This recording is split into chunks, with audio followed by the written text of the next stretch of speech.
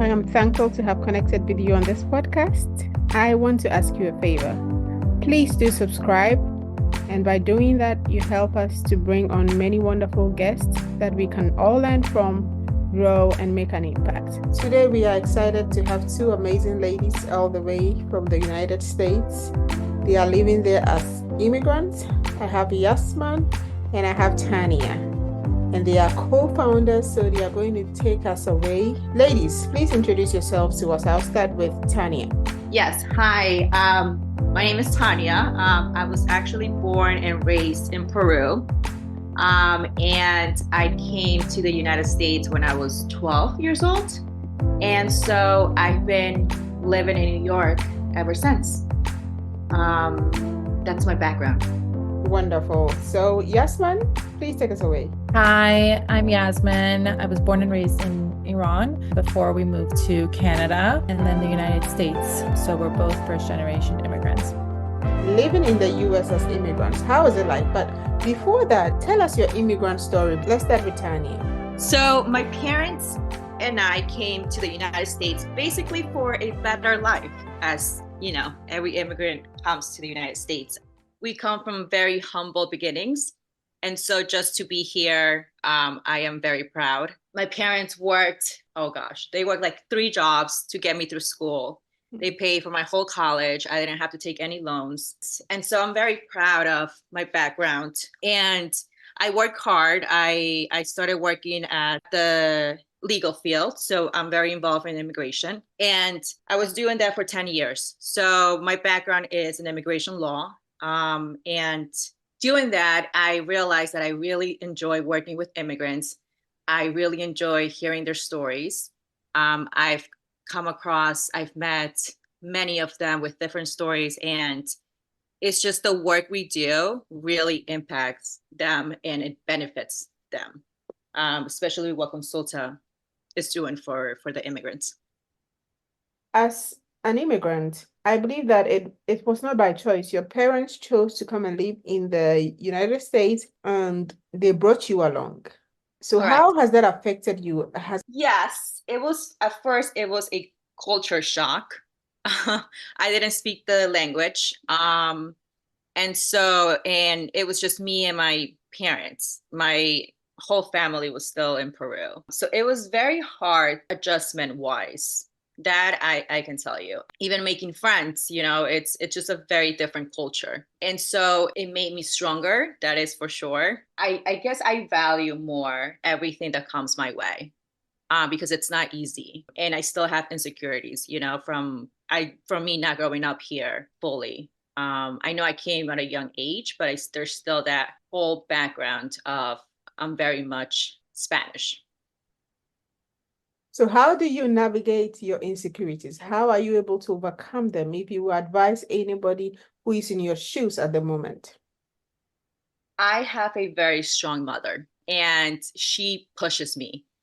Whenever I feel insecure, she's right there. So my advice is to find someone who's very strong in your circle, because if it wasn't for her, I would not be here. And so just someone strong who you can connect with, can communicate, can be really honest. I think that's the right way to go. Just have the right support. A strong support system. Great. Correct. Yeah. Yasaman, tell us your immigrant story. So how did you land here? You came with your parents also, right? I came with my parents. We didn't have a choice. We had to leave Iran. First went to Canada because my dad, decided to go to Canada. I remember when we first moved, we didn't really have anyone. It was just ourselves. And I think it's the same for our parents. Like Tania said, it's about a support system.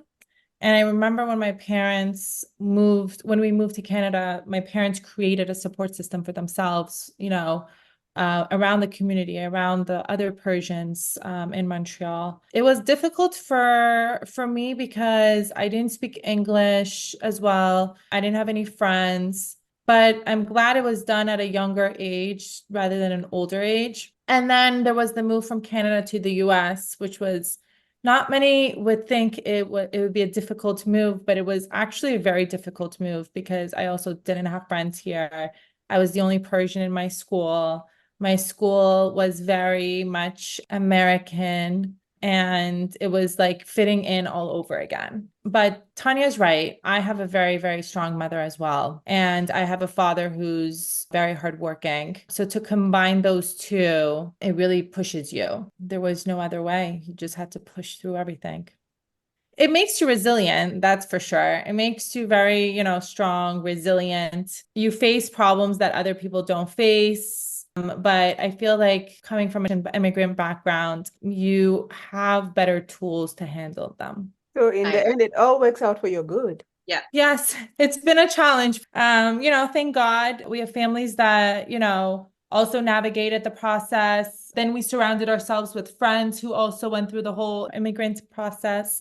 So a support system is very important. And not everyone has family, but it's important to find friends who you can relate to that pushes you and, are there to support you. And I think we've both created that as well. So I know that you are both co-founders, actually. Tell us about your company and then on the road to becoming entrepreneurs. Did you already know that you will start your own businesses? And did you start as co-founders or you worked for an organization and then you moved on to become entrepreneurs?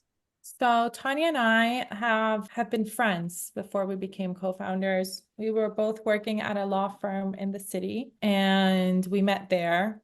And this whole company idea or working together didn't come until 7 years later. So I know Tanya, we know each other from before. Personally, from my own entrepreneurship background, I knew eventually I would, start something for myself because both my parents have their own businesses, and it's kind of in our culture, in my culture at least, to always go the entrepreneurial route if possible. So I knew in back of my head that I wanted to start something.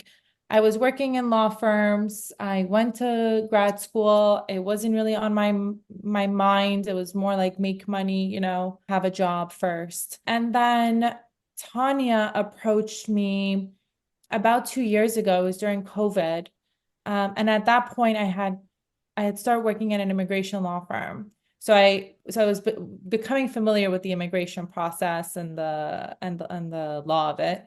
And she approached and said, I have this idea, and you love business, I love immigration, and why not? So the idea behind Consulta is that since we've both been immigrants, our families have both been through this process and have both, been victims of overpaying lawyers. We wanted to create a company and a software that would help others avoid the high legal fees, the lack of accessibility, the lack of efficiency that people face while going through immigration. We built Consulta to make it, affordable, efficient, and accessible as possible. So instead of going through to law offices and meeting lawyers, or sending in your paperwork, and your questionnaire, your documents in the mail that might get lost, or paying huge legal fees, like over $5,000 or $7,000. We made it like flat rate. So we have 5 services.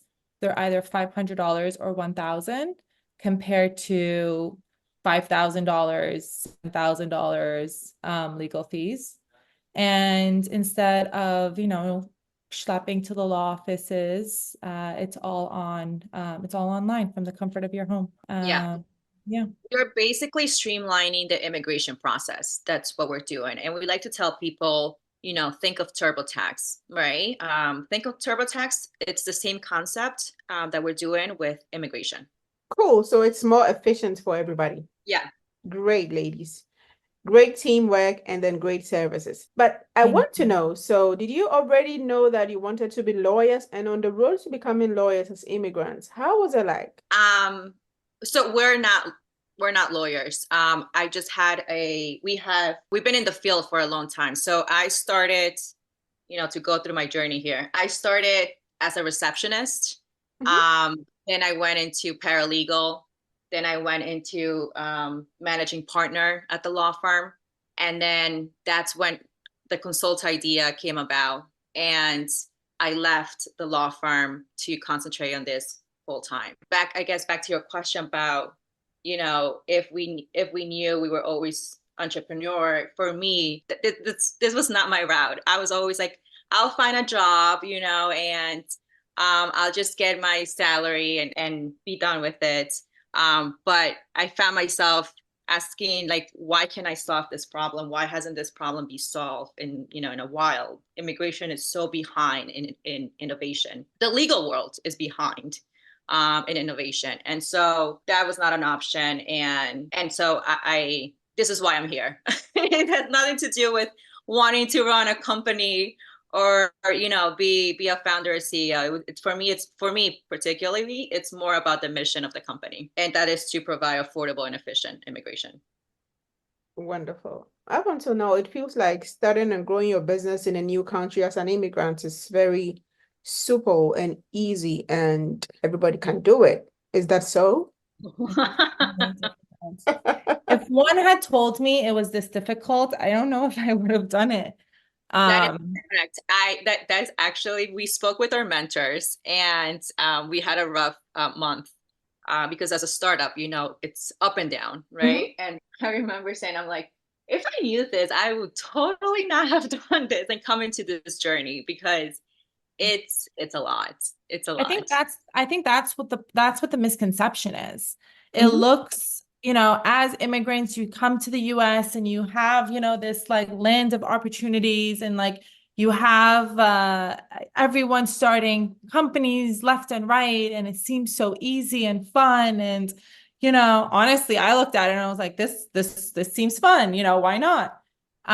People don't tell you, and it's going to become my mission in life to educate people of what it takes to start a company, and the hours, the dedication, all the no's you hear, the lack of connections we have because, we haven't built relationships in the field, or in entrepreneurship or tech or anything in general. It's not easy.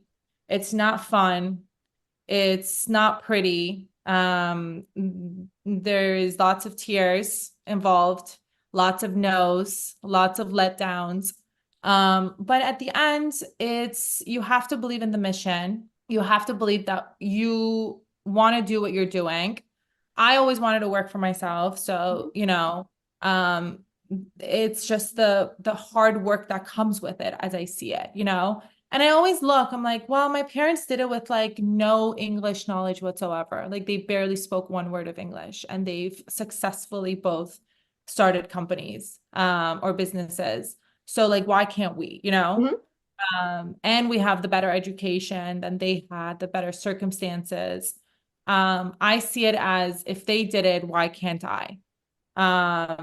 And you really have to just believe in what you're doing. You have to believe in your company. And I also believe it's rewarding, right? Because we are helping people. I know, because I went through the immigration process, my family went through the immigration process, and I made it a point to offer that same service that my parents went through, because they paid a lot of money for the service, where I'm like, no, we can do this for, that service, we charge $1,000.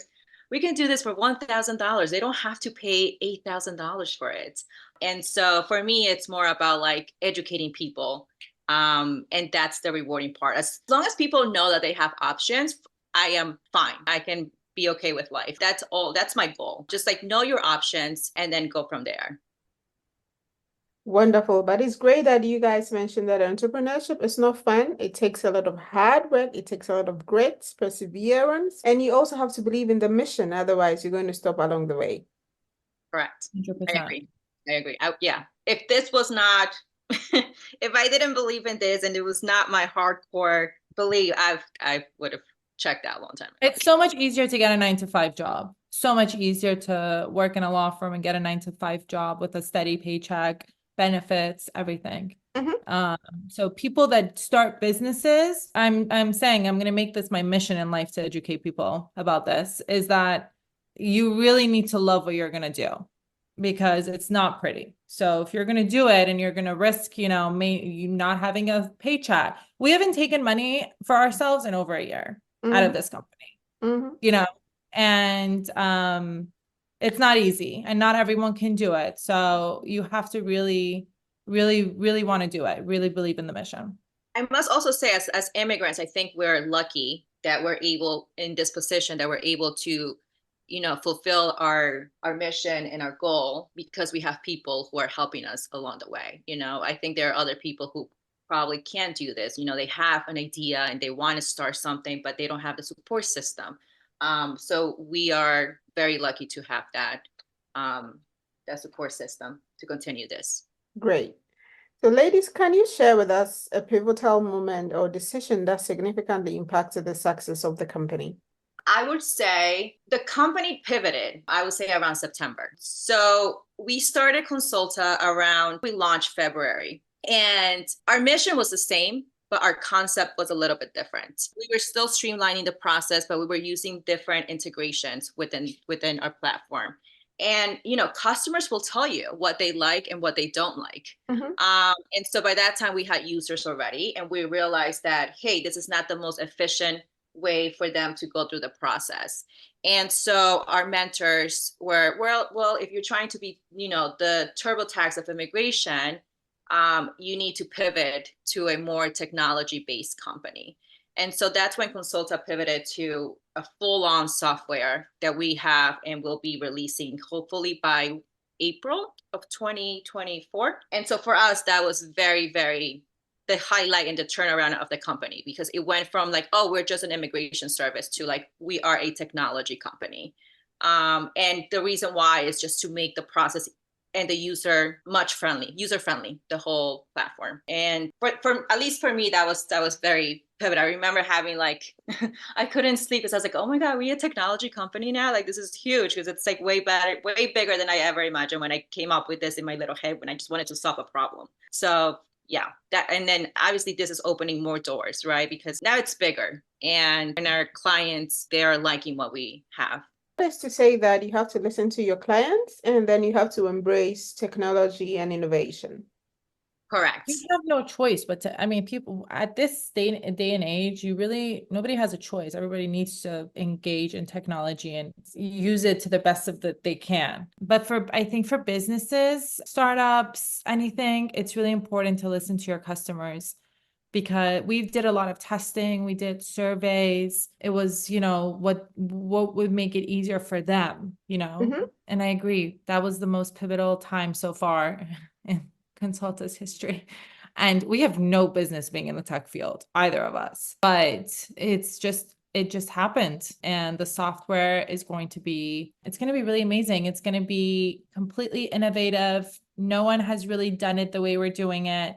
It's going to be great. We're very excited for the software to come out. We have a great team who's doing the software right now, working on it. And I think it's going to be revolutionary and groundbreaking software for sure. We are excited and we can't wait to dive into the software. So where can people find the software and then use its? The software will be completed hopefully by April. And it will be integrated into the website. So once people go to the website, book their consultation, their free consultation, we can help them. They'll be given an access, like a login and password, where they can access the platform, which is basically the software. They can go to consultaimmigration.com. Great. So tell us, how role did failure play in your journey as immigrants, as entrepreneurs, and how were you able to navigate that to get to where you are now? I don't think I've heard so many no's in my life. Again, having a 9-to-5 job is very different. So when you're becoming an entrepreneur and you're starting something, or you're taking over someone's company, whatever it is that, that goes under the umbrella of entrepreneurship, you hear a lot of no's. There are a lot of people that will say no to you, that will let you down. There is, starting from a contractor that you hired that just ghosts you and leaves you, or doesn't complete their job and disappoints you, to investors that will just like say no to you. I think it goes back to your support system, I think, and having that strong support system where you know that, okay, it'll be okay if you hear no, like you'll be fine. But Yeah. also our mentors told us very early on that, like, girls, be ready, to hear no's and be ready to fail.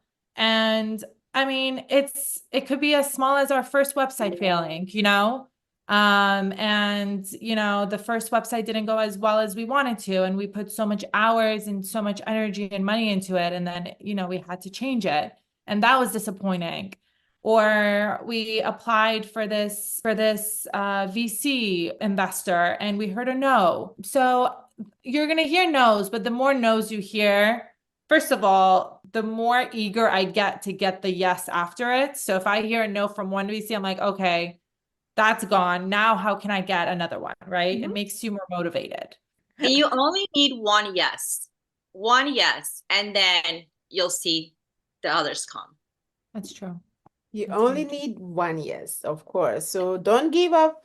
Not yet. Keep going, fellow immigrants, fellow entrepreneur. You will get there. Yes. So tell us, what is the most important thing you would do today to make tomorrow better? I go back to my mission. Provide affordable and efficient immigration to all. That is my mission. And that's why I work so hard. And that was my one sentence. Tania has taken on the add that as her mission, and I started with that mission, and I still endorse that mission. But honestly, I feel like my mission out of Consulta is going to be educating other entrepreneurs of pathways to success, educating them on entrepreneurship in general, and really helping women, especially in the entrepreneur realm, to really, succeed. I want to make that my mission out of Consulta. Thank you, ladies. I think that both missions are valid and a great service to mankind, because we all need that to be able to grow and make an impact in our communities. Yes. Very important. So let's pause and reflect. How has the journey been so far up until now? Is it worth it? The ups and the downs, the highs and the lows? Tell us, ladies. It is. For me, it's worth it. Every client who finds Consulta and uses Consulta, I get so happy. And I remember, this might sound silly. I was talking to different people and they were telling me their immigration journey, and they were telling me how stressful it was and how much they paid. And it was significantly very high. And I remember coming back home and I was like, this is why we're building Consulta, is so people don't have to go through this. And like, I told them, I was like, we could have done this for you at a much more efficient and much more, affordable. And I just cried. I cried, and I was like, this is why I'm here. And I just want more people, again, to be educated about their options. I'm very passionate about this. So is it worth it? Yes. Every person that finds us and it's like, and they say, I'm thankful that I found Consulta. You guys are so affordable. And you guys helped me through this process. So yes, it is for me. Cool. Definitely worth it. So ladies, what advice would you give to immigrants in general?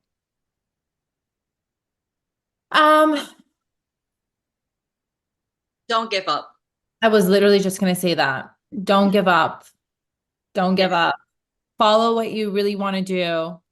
You don't need to do the 9 to 5 if you don't want to do the 9 to 5. If you want to start something, if you have a mission, if you see a problem that you want to solve, do it. I always say it's not for everyone. It really isn't. You really need to have a strong backbone. You need to really have a work ethic involved. It's not for everyone. I know my mom started her own business, and there are days that it's just not for her, She's more of the 9 to 5 person. Where if I told that to my father, he would laugh at me, be like, I could never do a 9 to 5, It's not for everyone. So if you're an immigrant and you come to this country or whatever country you go to, and you just want, to work in a 9 to 5 job, there's nothing wrong with that. There's no prerequisite of being an immigrant. There's no need for you to start anything if just because you're an immigrant, you know? But if you have a mission, you see a problem, you have the, you know, the drive to do it, it's worth it. And it'll get easier over time. It just gets easier. Every day it'll get easier.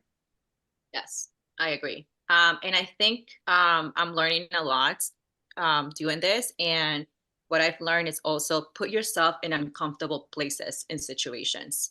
The more you do it, the more you're going to see yourself growing. For example, I mean, me like talking and, doing this is not my forte. This is more Yasmin's forte. I'm such an introvert that I leave all the front end and, all the networking to her.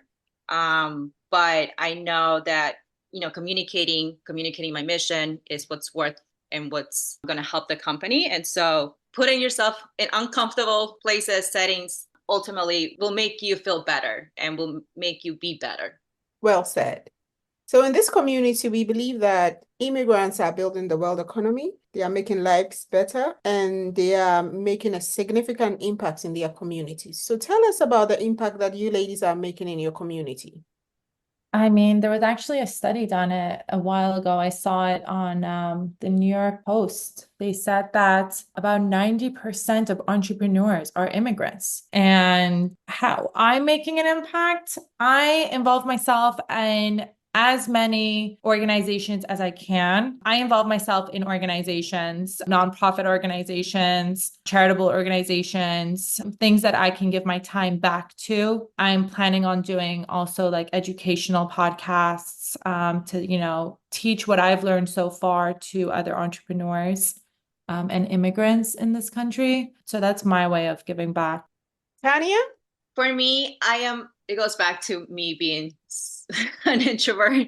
I give back doing back end stuff. So where Yasmin goes out and does, volunteer work and all of that, I am more of the back end support. And so when I associate and when I volunteer myself, it's more back end. So you won't see my face, but I'm still very much involved in the community. I have gone to churches to provide our services for free because I know some families are unable, to pay the legal fees. So I've connected with some churches and we do work, and Consulta does provide free services for them. So that's my way of giving back to the community by giving them what I created. Wonderful. So could you ladies share with us a book you are reading in this season? Ooh, that's a good one. I am totally all about the books. Right now, I am currently reading The Great CEOs Are Lazy. The reason why actually, I have to give credit to Yasmin because she was the one who sent me this book and she said, you should read this book. And the reason why is because I am very type A. And so as the company grows, I'm not going to have control over every aspect of the company. And so you have to learn to let go. And so this book is really good at making you think smarter, different ways of how you can accomplish the same thing and get the same results. And so, yeah, I really like it. It's all about, you have to educate yourself. I think Yasmin listens to more podcasts, right?